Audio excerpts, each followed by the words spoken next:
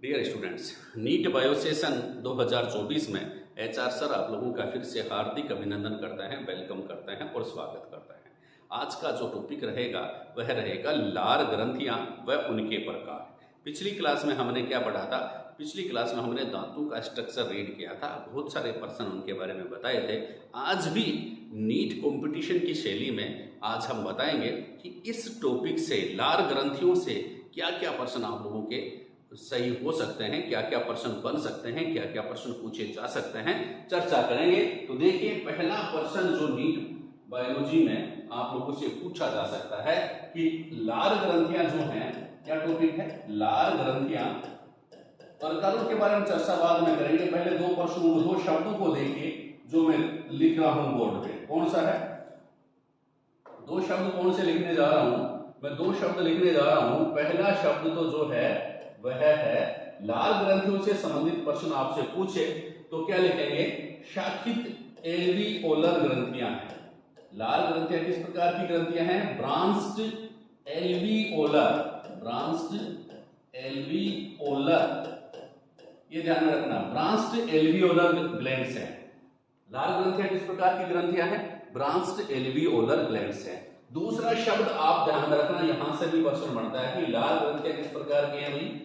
Exocrine glands हैं। किस प्रकार की ग्लैंड्स हैं? एक्सोक्राइन ग्लैंड्स हैं। एक और प्रकार ग्लैंड्स का पाया जाता है, कौन सा बच्चा?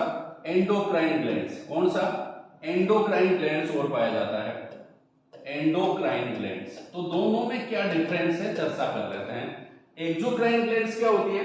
देखिए, ऐसी ग्लैंड्स, ये मान लो ऐसी ग्लैंड्स जिनके सीक्रेशन को, जिनके स्राव को, जिनमें जो पदार्थ बनता है उनको ले जाने के लिए नलिकाएं पाई जाती हैं। तो ऐसी ग्लैंड्स, नलिकाएं पाई जाती है, नलिकाओं के माध्यम से टारगेट ऑर्गेन्स तक ये पहुंचता है। इनका स्राव, जैसे मान लो लार ग्रंथियों में लार बन गया, सलाइवा बन गया, तो ये नलिका के माध्यम से, ट्यूब के माध्यम से टारगेट ऑर्गेन्स तक पहुंचती हैं। तो इस प्रकार की ग्लैंड्स क्या कहलाती हैं? एक्सोक्राइन ग्लैंड्स कहलाती हैं। और दूसरे प्रकार की ग्लैंड्स मैंने क्या बताई? Endocrine glands. क्या होती है? एंडोक्राइन ग्लैंड्स ऐसी ग्लैंड्स होती हैं जिनमें जो पदार्थ बनता है वो अपना सीक्रेशन जो है वो किसके माध्यम से? वो ब्लड के माध्यम से कहां तक पहुंचाती हैं? लक्ष्य अंग तक या टारगेट ऑर्गेन्स तक ले जाती हैं। ठीक है। दूसरी बात, जो एंडोक्राइन ग्लैंड्स जो होती हैं उनमें जो पदार्थ सीक्रेट होता है उसको हम क्या कहते हैं? हार्मोन कहते हैं। ये सिंपल सी बात थी, लेकिन ध्यान में रखना जरूरी है। कौन सा? ये दोनों शब्द कि लार ग्रंथियां जो होती हैं वो शाखित एल्वियोलर ग्लैंड्स होती हैं और लार ग्रंथियां जो होती हैं एक्सोक्राइन ग्लैंड्स होती हैं। इतनी बात आप लोगों को मालूम पड़ गई तो नेक्स्ट बात और चर्चा कर लेते हैं कि इसकी लार ग्रंथियों के प्रकार, टाइप्स, कितने प्रकार की लार ग्रंथियां होती हैं। तो ये ध्यान में रखो, जितनी माउथ में जगह होती है उतने प्रकार की तो होती हैं। जो ह्यूमन बॉडी जो होती है, मनुष्य, पहले तो आप ध्यान में रखेंगे, मनुष्य जो होते हैं उनमें सिर्फ 3 पेयर, 3 जोड़ी लार ग्रंथियां पाई जाती हैं। कितनी जोड़ी लार ग्रंथियां पाई जाती हैं बच्चा? 3 जोड़ी लार ग्रंथियां पाई जाती हैं।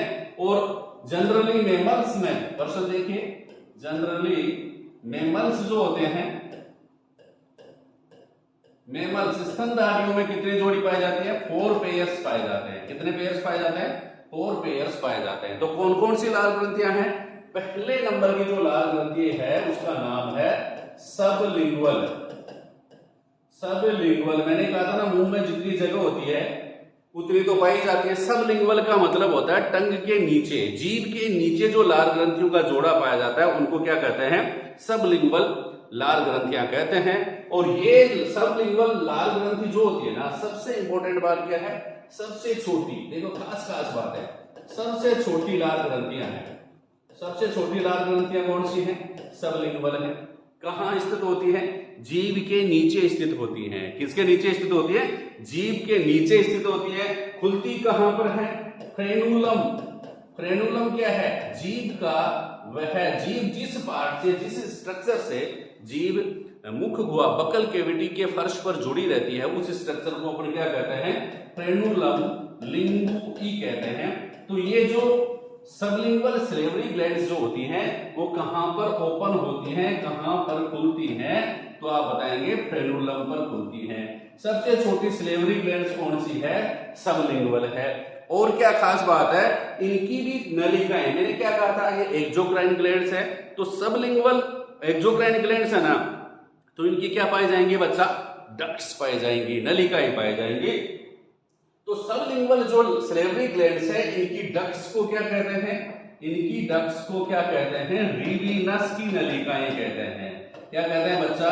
रिविनस डक्ट, रिविनस की डक्ट कहते हैं। ध्यान में रखना, रिविनस डक्ट आ जाए तो सबलिंगुअल सिलेवरी ग्लैंड्स आप टिक आउट कर देना कि रिविनस की डक्ट किसकी है? Rivinus duct is belong to sublingual salivary glands. ठीक है ना। सबलिंगुअल सिलेवरी ग्लैंड्स कहां पाई जाती है? जीवा के नीचे पाई जाती है, सबसे छोटी होती है, फ्रेनुलम की पर खुलती है, और इसकी डक्ट्स को अपन क्या कहते हैं? रिविनस की डक्ट्स कहते हैं। तो पहली आपने सिलेवरी ग्लैंड्स रीड कर ली है। दूसरे प्रकार की जो सिलेवरी ग्लैंड्स है, जीभ के नीचे का पार्ट आपने कवर कर लिया है। अब कहां बचा भी? अब दूसरी बात अपन चर्चा करते हैं, इसकी कहां पर?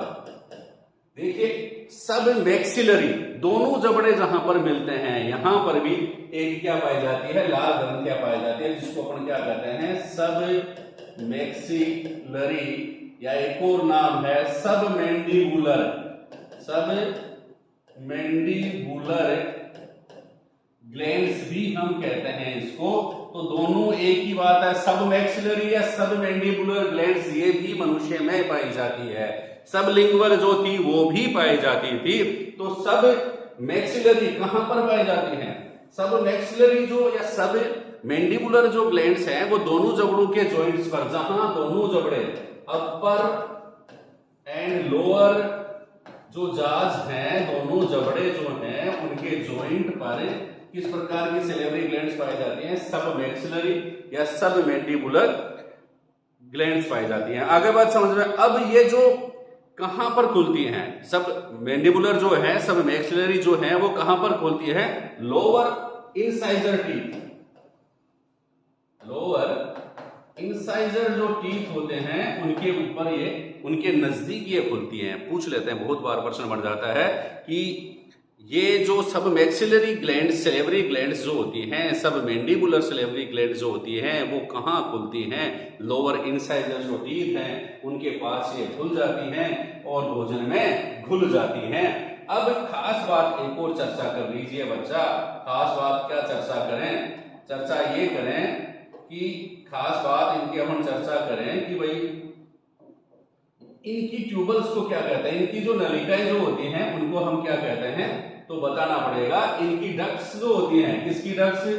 इनकी डक्ट्स भाई बच्चा बताओ देखें।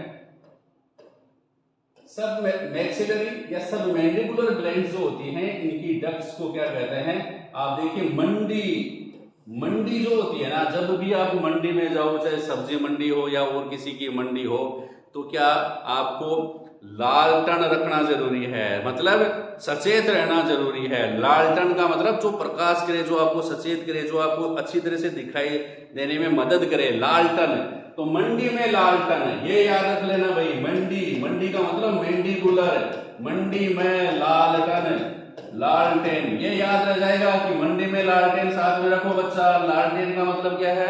एकदम सतर्क रहो, कहीं कोई ठग न ले। तो लालटेन का मतलब यहां पर क्या है? वार्टन। ठीक है, वार्टेन्स डक्ट्स जो होती हैं वो किस प्रकार की ग्लैंड्स की डक्ट्स हैं? मैंडिबुलर ग्लैंड्स की। किस प्रकार की ग्लैंड्स की? मैंडिबुलर ग्लैंड्स की डक्ट्स क्या कहलाती हैं? वार्टन्स डक्ट्स कहलाती हैं। किस प्रकार की? Wharton's duct. किसकी डक्ट्स हैं? मैंडिबुलर की या मैक्सिलरी ग्लैंड्स की डक्ट्स क्या कहलाती हैं? वार्टन्स की डक्ट्स कहलाती हैं। इतनी सी बात समझ में आ गई। तो तीसरे प्रकार की सिलेवरी ग्लैंड्स अपन देख लेते हैं। तीसरे प्रकार की सिलेवरी ग्लैंड्स जो होती हैं उनको हम क्या कहते हैं? पैरोटिड ग्लैंड्स कहते हैं। किस प्रकार की कहते हैं भाई? Parotid, parotid glands. पूरा नहीं लिखा है, पूरा लिख देते हैं। Parotid glands, PAROTIDS, parotids glands. Parotid gland जो होती हैं इनके बारे में देख लीजिए भाई। पैरोटिड ग्लैंड कहां पाई जाती है? तो पैरोटिड ग्लैंड जो होती है अरपीना के नीचे, कान का जो बाह्यकरण है, उनका जो पीना है, उसके जस्ट नीचे यहाँ पर पैरोटिड ग्लैंड्स पाई जाती है। दिखाएंगे आपको डायग्राम। तो पैरोटिड ग्लैंड जो होती है कहां पर पाई जाती है? बेलो द अरपिन्ना। ठीक है, अरपिन्ना जो होती है उसके नीचे पाई जाती है। कहां खुलती है? सेकंड मोलर, सेकंड मोलर जो टीथ है उनके पास खुलती है। ठीक है, इनकी नलिकाओं को क्या कहते हैं? पैरोटिड ग्लैंड जो होती है। अरे भाई, नीट की एग्जाम कर दे रहे हो तो पैरोटिड ग्लैंड्स कहां खुलती है भी ध्यान में रखो। और पहली बात क्या है? टेंशन को दूर रखो। पैरोटिड, टेंशन को दूर कहां? पैरोटिड, पैरों में रखो टेंशन को। कहां पर रखो? अगर नीट फाइट करनी है तो टेंशन को कहां पर रखना है? पैरों में रखना है। अगर आपने टेंशन को पैरों में रखा तो एक बात तो याद हो जाएगी, क्या? कि पैरों का मतलब पैरोटिड ग्लैंड्स और टेंशन का मतलब स्टेंसन डक्ट। मतलब पैरोटिड जो ग्लैंड्स हैं उनकी नलिकाओं को क्या कहते हैं? स्टेंसन्स डक्ट कहते हैं बच्चा। क्या कहते हैं? स्टेंसन्स डक्ट। अब पैरों में टेंशन रखोगे तो ये भी याद हो जाएगा कि पैरोटिड ग्लैंड्स जो होती हैं उनकी ट्यूबल्स को हम क्या कहते हैं? स्टेंसन्स की डक्ट कहते हैं। ठीक है, पैरों में टेंशन बराबर स्टेंसन। टेंशन खत्म, नीट में सिलेक्शन पक्का। ठीक है, तो ये पैरोटिड ग्लैंड्स है, उसकी ट्यूबल्स को स्टेंसन की डक्ट कहते हैं। और लार्जेस्ट सलेवरी ग्लैंड्स है। कौन सी ग्लैंड्स है? लार्जेस्ट सलेवरी ग्लैंड्स है पैरोटिड ग्लैंड्स। और क्या खास बात होता है? कई बार क्या होता है कि वायरल इंफेक्शन हो जाता है इन ग्लैंड्स में। और जब इन ग्लैंड्स में वायरल इंफेक्शन हो जाता है तो इसको हम एक डिजीज बोलते हैं, that is mumps. Mumps disease जो हो जाती है किसके कारण होती है? वायरल इन्फेक्शन के कारण होती है। इसमें होता क्या है? इसमें जो पैरोटिड ग्लैंड जो होती है उनमें सूजन आ जाती है। आगे बात समझ में? तो पैरोटिड ग्लैंड्स तीसरे प्रकार की सलेवरी ग्लैंड्स थी। चौथी प्रकार की सलेवरी ग्लैंड्स जो हम बात करते हैं और आपको याद करवाते हैं, चौथी प्रकार की जो सलेवरी ग्लैंड्स है उसको अपन क्या कहते हैं बच्चा? Infra orbital. Infra orbital salivary glands हैं।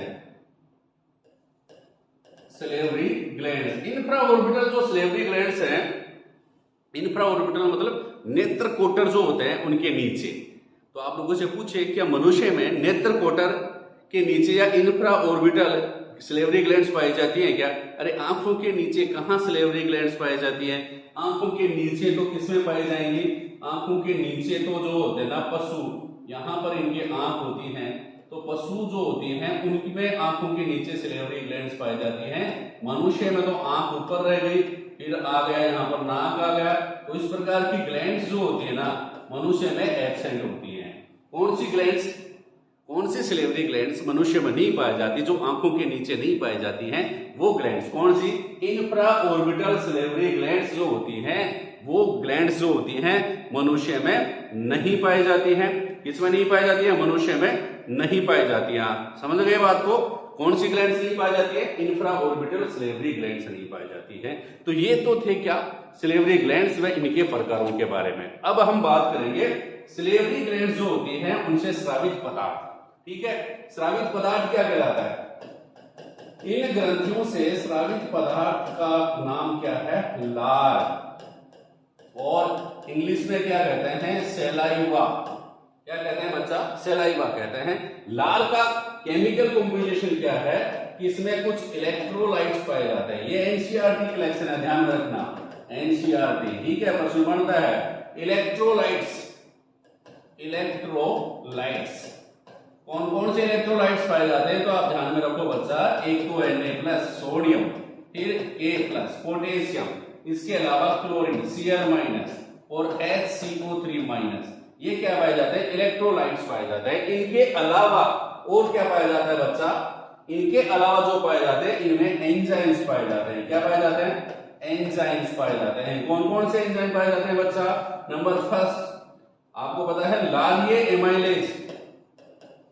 लारिये एमाइलेज या एमिलेज मान लीजिए। लारिये एमिलेज जो है इसको अपन एक और नाम देते हैं बच्चा, क्या? Ptyalin enzyme. और दूसरा एंजाइम इसमें पाया जाता है कौन सा बच्चा? Lysozyme enzyme. कौन सा बच्चा? Lysozyme enzyme. ठीक है, लारिये एमिलेज और लाइसोजाइम। लारिये एमिलेज का दूसरा नाम क्या है? टाइलिन। और ये टाइलिन एंजाइम जो है वो लगभग 30%, ध्यान में रखना, 30% स्टार्च को किसमें बदलता है? माल्टोज में बदलता है। किसमें बदलता है? माल्टोज में बदलता है, ध्यान में रखना। मतलब